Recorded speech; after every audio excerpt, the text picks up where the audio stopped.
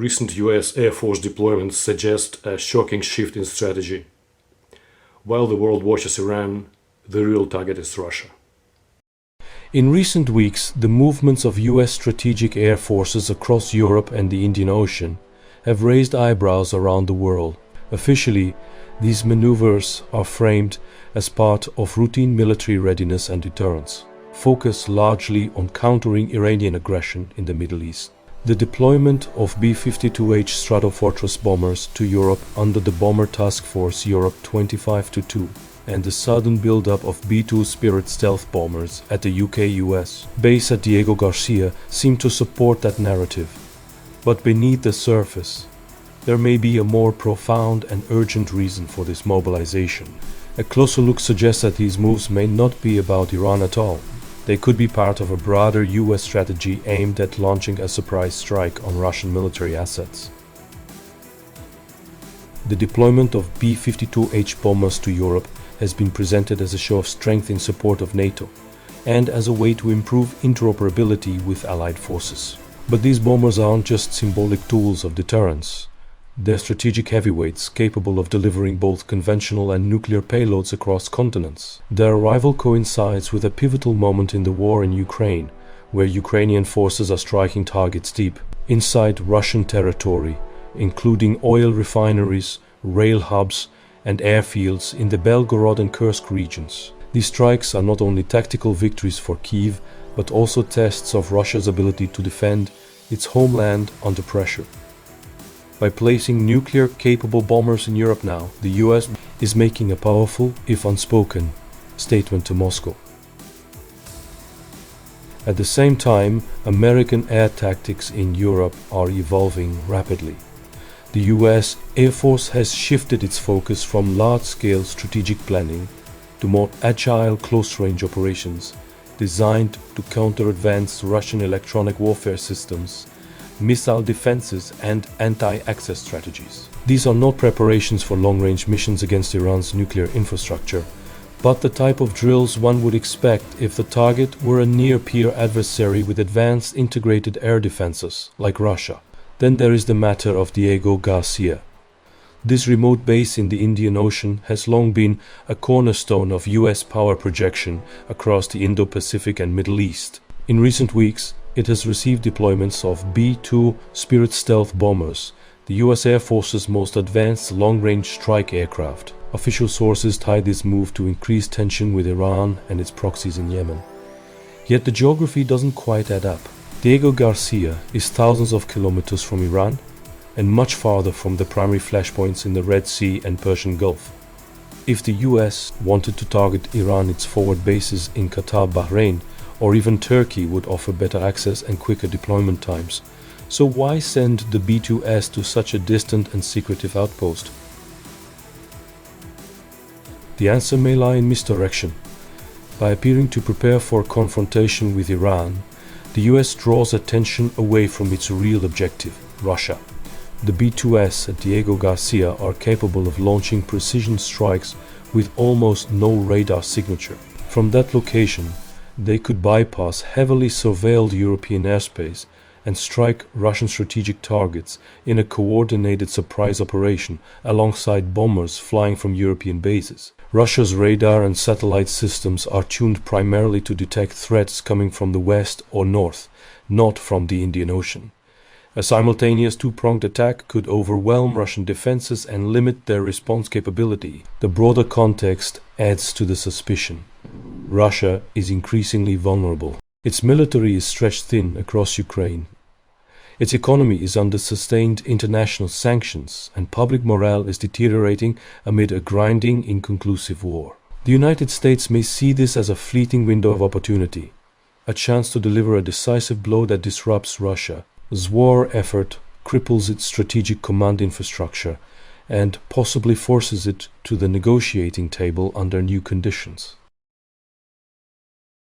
Politically, the return of Donald Trump to the White House brings a new level of unpredictability. His administration may feel empowered to resolve the Ukraine war with a show of overwhelming force, resetting global power dynamics in America's favor.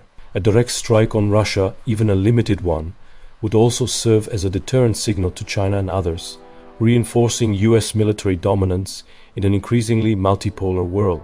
Should the United States act on this strategy, the consequences for Russia could be severe.